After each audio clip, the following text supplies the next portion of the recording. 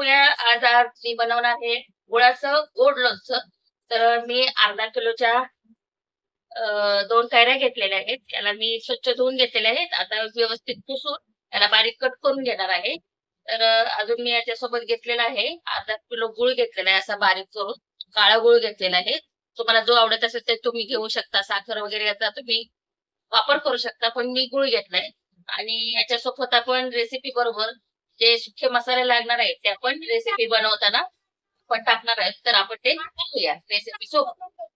मग अशी मी 2 मला ज्या कैऱ्या घेतल्या होत्या धुवून शेकून घेतलेल्या आणि त्याचे मी असे कट करून घेतलेले आहेत बारीक साईजचे, की जेणेकरून आपल्या ह्या लोणचं आपलं कैरी शिजून लवकर होईल. या प्रकारे मी अशा बारीक कट करून घेतलेले आहेत त्याचे पीस. तुम्हाला जसे आवडतील तशा पद्धतीने तुम्ही करून घेऊ शकता. तर मी सुके मसाले घेतलेले आहेत. तर हळद, मीठ, लाल मिर्च पावडर आणि हा जिरा पावडर घेते. ते मी कोणत्या प्रमाणात घेणार आहे रेसिपी मध्ये मी तुम्हाला सांगणार आहे. तर पहिल्यांदा मी कढई आता गरम करायला ठेवलेली आहे. तर याच्यामध्ये मी हा गूळ घालून घेणार आहे अर्धा किलो आपला घेतलेला. तुम्हाला गोड कसं आवडतं, कारण गोड लोणचं बनवतात तर मी गूळ जास्त घेतलेला आहे. तर हा आपला गूळ याच्यामध्ये मी टाकलेला आहे बघा, गरम कढई आहे. आणि याच्यामध्येच आपण आता ही अर्धा किलो घेतलेली कैरी कट करून ही पण ह्याच्यामध्ये मी मिक्स करून घेणार आहे. त्याला आपण थोडस मिक्स करून घेणार आहे आणि याच्यानंतर मग आपण आपले सुके मसाले टाकून घेणार आहे याच्यामध्ये. असं थोडस चटपटीत गोड तिखट लागलं पाहिजे जरा. कैरी तर थोडीशी आंबट असते, पण गोड आणि तिखट चटपटीत मस्त लागलं पाहिजे. तर याला मी आता मिक्स करून घेतलेलं आहे. तर याच्यामध्ये मी अर्धा चम्मच हळद टाकणार आहे आपली. तर बघा हे अर्धा चम्मच हळद टाकून घेणार आहे. आणि चवीनुसार मीठ घ्यायचंय. हे थोडंसं घेणार आहे, एक पाव चम्मच. तर बघा हे पाव चम्मच मीठ घेतलेलं आहे मी. आता याला परत आपण हे मिक्स करून घेणार आहोत. गोड आणि तिखट असं हे आपण हे लोणचं बनवणार आहोत. जास्त तिखट पण नाही, कारण गुळाचं लोणचं आहे तर गोडच आहे. थोडस आपण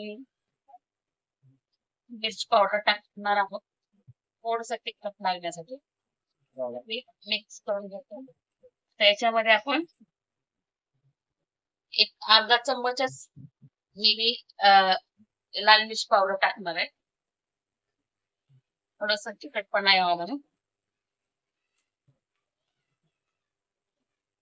तर याला व्यवस्थित आपण याला मिक्स करून घेऊ.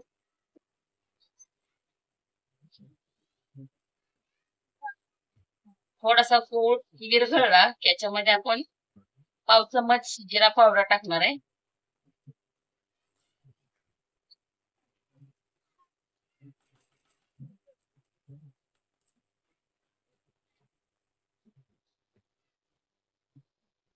तर बघा हा आपला पाव चम्मच जिरा पावडर आहे. याला जिऱ्याला पहिल्यांदा भाजून घेतलं थोडस हलक्या ह्याच्यावरती आणि त्याच्यानंतर त्याची पावडर बनवून घेतलेले. छान जिरा पावडर त्याच्यामध्ये आपल्याला चव पण लागेल चमच्याला. तर बघा हे असं आपल्याला 10 ते 15 मिनिटं याला मस्त मऊ अशी कैरी शिजेपर्यंत शिजून घेणार आहे. तुम्ही स्लो गॅसवर किंवा फास्ट गॅसवर शिजवून घेऊ शकता. पण आपली कैरी व्यवस्थित मिक्स गूळ पूर्ण आटला पाहिजे आणि घट्ट झालं पाहिजे हे मिश्रण सगळं आपलं. तर याला मी शिजवून घेणार आहे जरा.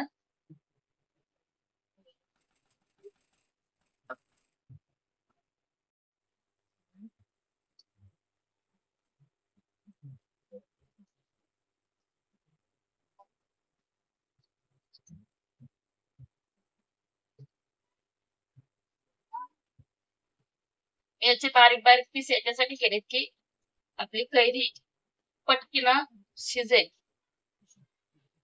जास्त वेळ लागणार नाही. त्याच्यासाठी मी बारीक करून घेतल्या. मला कोणत्या प्रकारे किसून वगैरे आवडत असेल तर तुम्ही घेऊ शकता. बघा मस्त बिना कलरचा याला कलर किती छान असा आलेला आहे.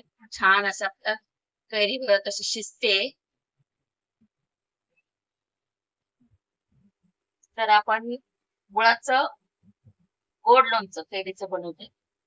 तर ही रेसिपी नक्की करून पहा आणि आमच्या आवडी फॅमिली ब्लॉग चॅनलला लाईक करा, शेअर करा, कमेंट करा आणि सबस्क्राईब करायला नक्कीच विसरू नका. सबस्क्राईब करा आमच्या चॅनलला, म्हणजे तुम्हाला आमच्या पूर्ण सर्व रेसिपी पाहायला मिळतील. तर किती छान सुगंध येते. सर्व मसाले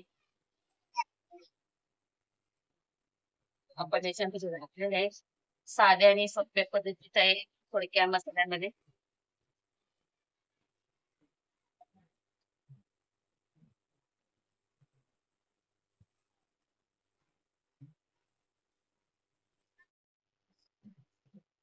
तर आता तुम्ही बघू शकता बघा आपली कैरी कशी शिजलेली आहे.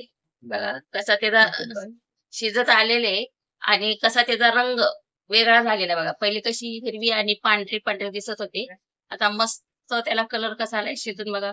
असा गुळाचा त्याला कलर चढलेला आहे बघा. मस्त अशी शिजत येते. आता घट्ट मिश्रण व्हायला लागलेलं आहे आपलं. छान असं तयार होते बघा आपल्याकडे.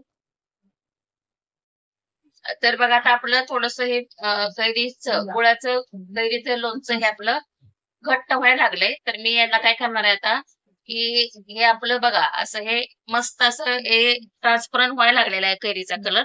तर आपण मी याला परत थोडस 10 मिनिटं कमी गॅसवर ठेवणार आहे, म्हणजे आपली ही कैरी पटकीनच शिजेल. तर याला मी 10 मिनिटं झाकून ठेवते, गॅस कमी करते आणि त्याला झाकून ठेवणार आहे. 10 मिनिटांनी आपण पाहूया. पण आपले 10 मिनिटं झालेले आहेत. तर आपण बघूया आता आपल्याला मस्त पोळ्याचा कैरीचं लोणचं कसं झालेलं आहे. मस्त असं बघा घट्ट झाले. तर अशा प्रकारे असं घट्ट होऊ द्यायचंय आणि याला तुम्ही काचेच्या बरणीत किंवा थंड झाल्यानंतर भरून ठेवायचं आपल्याला. काचेच्या बरणीत भरलं तर जास्त दिवस किंवा व्यवस्थित राहतं. प्लास्टिकच्या तुम्हाला ठेवायचं असेल तर तुम्ही ठेवू शकता, रोज वापरून तुम्हाला खायचं असेल तर. बघा मस्त असं घट्ट होईपर्यंत तुम्हाला हे करून घ्यायचंय.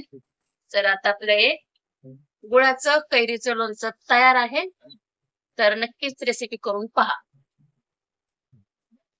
तर हे आता आपण बनवलेलं आहे कैरीचं गुळाचं लोणचं. तर याला तुम्ही 2-3 दिवस बरणीमध्ये स्टोरेज करून किंवा भरून ठेवा आणि 2-3 दिवसानंतर खायला द्या. खूप छान लागेल, म्हणजे मस्त मुरलं जाईल ते आणि चवीला पण टेस्ट गोड अशी लागेल.